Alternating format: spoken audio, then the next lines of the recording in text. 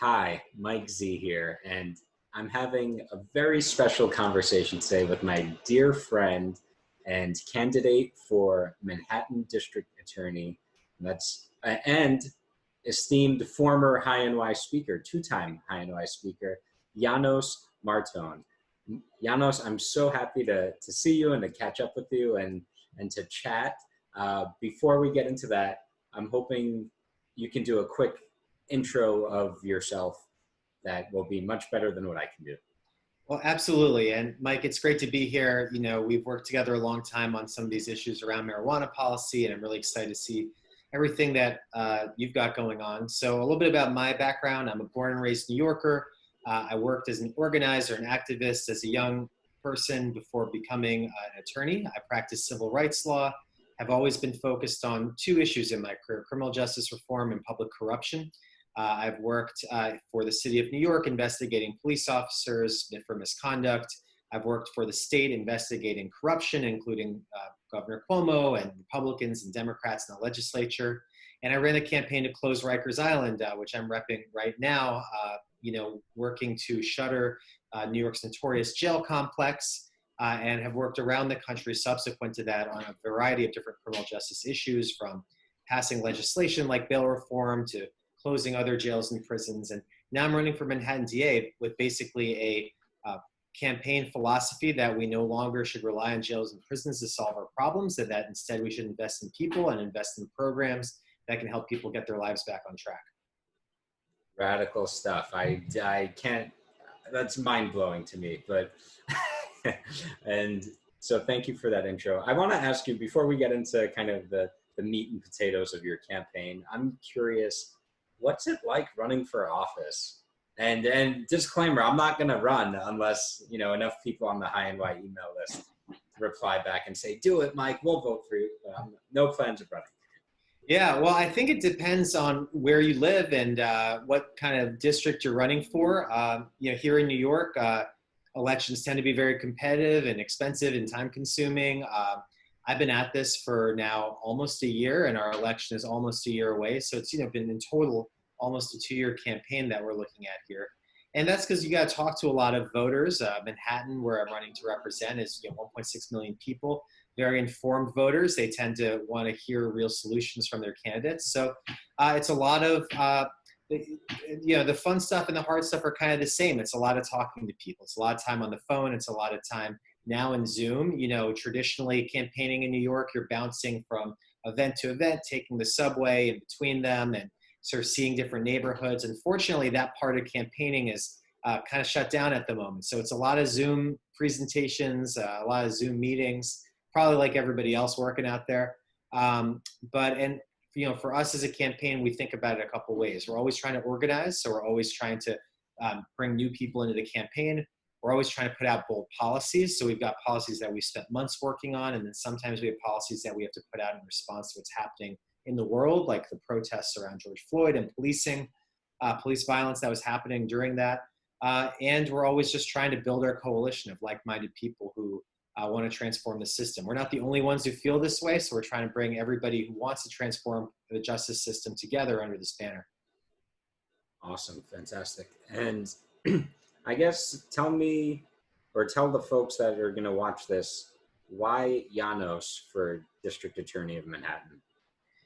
Yeah, well, you've heard some of it. I basically believe fundamentally that jail and prison isn't the answer to society's problems. That's something that is in my core from someone who, as somebody who was arrested and served, have been in jail and know what that's like.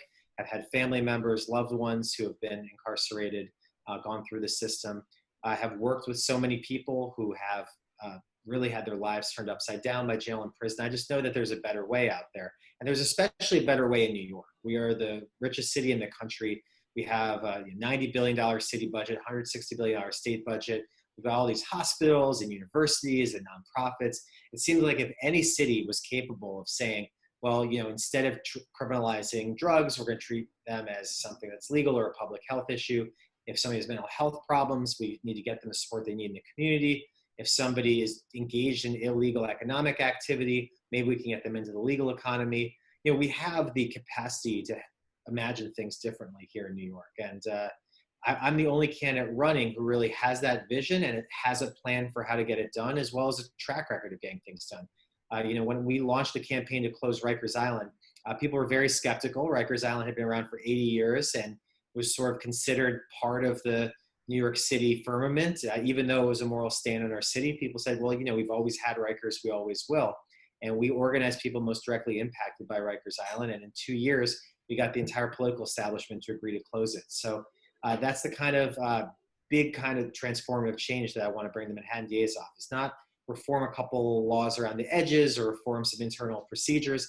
I want to fundamentally change the office so that we're focused on giving people a chance to succeed, stopping the cycle of harm, and then turning our attention to some of the more powerful interests that do get away with harming people in this city, like landlords who harass tenants, employers who steal from their workers, and corrupt politicians.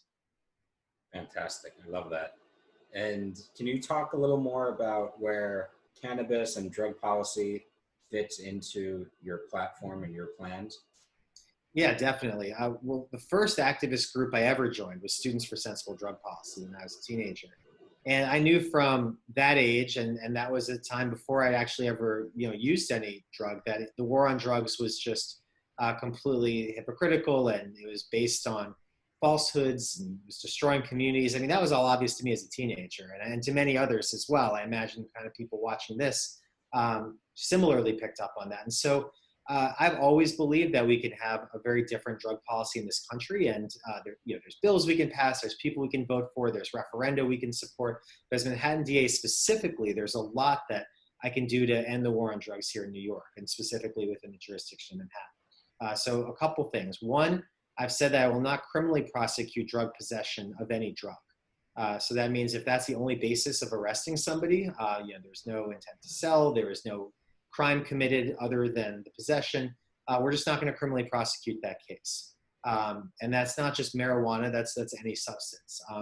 Number two, if there are people who are in the illegal drug economy, and I want to recognize, right, that there are plenty of community neighborhood complaints about drug dealing happening in the street, right? This is something that a lot of neighborhoods do not want. So we do need to have a way to stop that practice and figure out how to legalize and get certain industries into the legal economy. But until we do that, I would say that anybody who is arrested for selling narcotics, who is clearly doing that for economic reasons, we need to create a pathway for those people to get into the legal economy. So again, we're New York City. We have plenty of entrepreneurs here. We have plenty of successful businesses here. If you have somebody who is doing that kind of work just because they need a job, surely we can steer them out of that into the legal economy. And then here's the third and biggest proposal for ending the war on drugs in New York. And this really sets me apart from anybody else running, and really anybody else who has run for district attorney in the New York City area before. I believe in abolishing the Office of Special Narcotics Prosecutor. Now, that is a vestige from the original war on drugs that President Nixon and Governor Rockefeller launched. They created this office called the Office of Special Narcotics Prosecutor in New York. It has jurisdiction over New York City for any drug crime. And what we're going to do is get rid of that office in 3 steps. By the way, this office has been run by the same person, Bridget Brennan, since 1998. She's a hardcore drug warrior. She opposes medical marijuana. She opposes safe injection sites. She even opposed bail reform. She's a classic 90s drug warrior who just happens to still be in charge. So here's how we're going to get rid of that in 3 steps and end the war on drugs in New York. Number one, I've learned that 80% of the funding for that office comes from the Manhattan DA's office. So I'll cut off that funding unilaterally. That's a decision I'll be able to make on my own.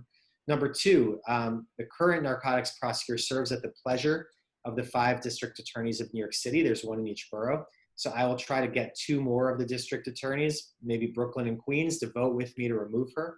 And then step 3, I'll support legislation in Albany to actually get rid of the office once and for all, because we don't need a whole separate office just running the drug war in New York. So that's my 3-step process to abolishing the Office of Special Narcotics Prosecutor.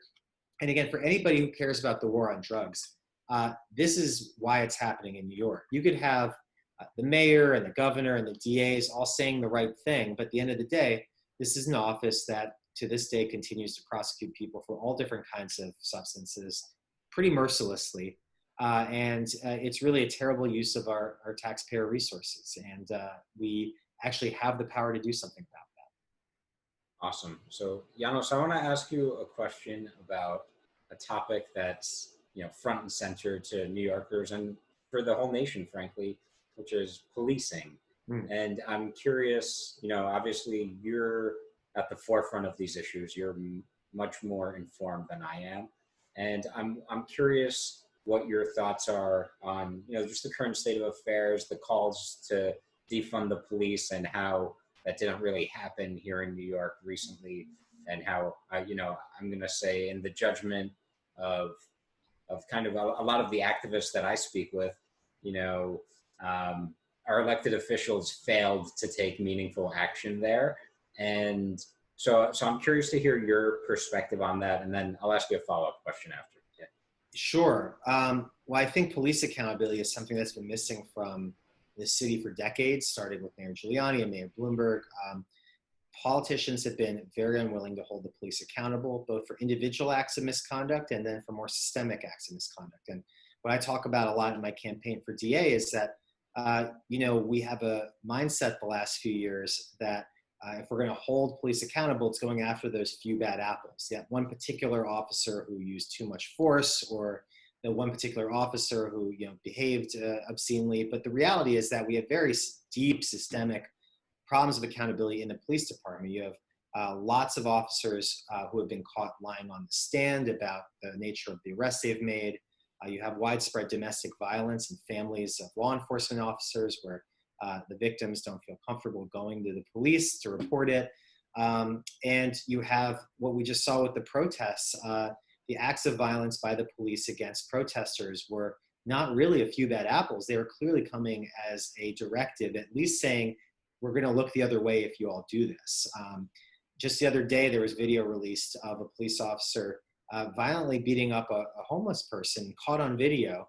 And before the process could even really commence, the police commissioner already said, we don't see any misconduct here. We're not going to hold this particular officer. This officer's not going to get in trouble. So basically, you have a huge accountability problem. And there's a couple solutions that I have, and you can go onto my website, Janos for DA, to take a look about our plan to create a separate unit that will hold law enforcement accountable. But the reality is, the only way you really push back on power like that is to take away its purse strings, right? And you got a $6 billion police budget. It's gone up every year for years. It was actually going to hold flat this year originally, in a year where every other agency was going to take monster hits due to COVID. And so people started organizing and protesting around that specifically. So I was very early in calling for supporting the defund movement. And defund means different things to different people. As far as I was concerned, for this year's budget, it meant getting $1 billion out of that $6 billion budget. And we fought very hard for that and lost. I think a lot of our current elected officials are not up to meet this moment. But the good news is that we've got a lot of them here, and especially for those of you here in New York, we have elections next year to elect a new mayor, a new city council, new Manhattan DA, and there's a lot of city council candidates and a few mayoral candidates who are on the right side of this issue. And I think if all of us can sweep into government together, we can really do a lot to change the way policing works in the city. Amazing. So, Janos, I want to ask you one more question, because my goal in putting this together is to help educate the high and Y community. Yeah. And, of course, I want them to know that you're the de facto Mike Z high and Y endorsed candidate for Manhattan District Attorney. And that's, partially because I've known you for many years and I've seen the work you've done, and I know that you're a person of great integrity. And I want to ask you about something that I'm curious to learn a little more about, and also I want the folks at home to be aware of: algorithmic policing. I don't know much about it. I just know that, or my understanding is that this is the trend in law enforcement, of using algorithms to basically decide on outcomes for people that enter the criminal justice system. Now, as I understand, the big issue with all of this is, the data. If you look at the data of the last, 40, 50, 100 years of policing, it's clearly and significantly biased. And so if you build a system or an algorithm that's based on biased data, garbage in, garbage out. So it's only Right. going to perpetuate and automate bias in policing. And yet, it's my understanding that the use of this kind of technology is slowly and quietly advancing in New York and nationwide. And so I'm wondering if you could just speak a little on that issue, just to so people could be aware of what's happening, and maybe if there's some steps that citizens can take to kind of prevent this institutionalizing of further abuse. Yeah, so there's a couple things to unpack there. I mean, number one, you're right. The trend of using big data and algorithms, not just in policing, but throughout the criminal justice system, is increasing. There's a lot of money behind it. There's a lot of players that stand to win a lot of government contracts on it. And the way it plays out in policing, predictive policing is what it's called, takes the assumption that it plugs in where crime happens, and it says, this is a very simplistic, of course, sort of summary of it, right? But it says, if this street corner has a lot of crime, then maybe we need to send extra police to this corner, which at first blush, you might be like, oh, well, that's not so bad. But it goes then to the point you made about bad data in, bad data out, is self-perpetuating, right? If you have more police officers harassing people on a certain corner, it's going to lead to more arrests, which will make it look like even more of a hot spot, right? If we taking it back a second to the war on drugs, I think everybody watching who's a regular high NY viewer knows that even though marijuana is smoked at similar levels across populations, certain populations are higher percentage of arrests and jail sentences and so forth. And that's goes back to this, right? It's because certain populations are more heavily scrutinized and policed on that issue, right? So, when it comes to something like predictive policing, if the police spent all their energy sort of circling Wall Street and patting people down on their way in and out of work, then they'd probably find some things, right? But they don't do that. And so instead, they go elsewhere. And that's why, big data can be really nefarious in this context. I'll give you another example that's probably closer to my world for what I'm running for as Manhattan District Attorney, and also my work as a civil rights lawyer and defense lawyer. When a person is being arraigned and the determination is being made, like how high risk this person is. According to some data systems, they look at questions like, well, what was the age of this person at their first arrest, right? Now, in certain communities, people are policed in the school system, or kids are policed in the school system. You might get arrested at 13 for being in a schoolyard fight. Whereas if you're more affluent, it's not like you have fewer schoolyard fights. It might result in detention, but you're not going to get arrested. So if you just see how that bad data comes in, like, oh, well, this kid got arrested at 13, plug in some other factors, his housing's a little unstable, doesn't have a job. All of a sudden, all these socioeconomic factors are pointing towards the legal system, determining that this person is dangerous, is risky, and that becomes a factor in whether bail is set. And so, this is how data can be really misleading. It really, rather than shedding like a brighter light on how things ought to be, it's really just taking all of the negative inputs from our society, negative inputs from our economic system, social system, discrimination, and codifying them under a math program. So I'm very skeptical about this direction. And the good news is that as Manhattan DA, I'll be able to give a lot of discretion as to what kinds of systems we use for algorithms for and which ones we don't. There's a relationship right now between the Manhattan DA's office and Palantir. I'm obviously going to sever that as soon as I get into office. There's a whole, and I know I've been on this answer for a while, but just to quickly, one last point on this. There is a big intelligence system at the DA's office. And I got to peek behind the curtain a little bit when a report came out last year.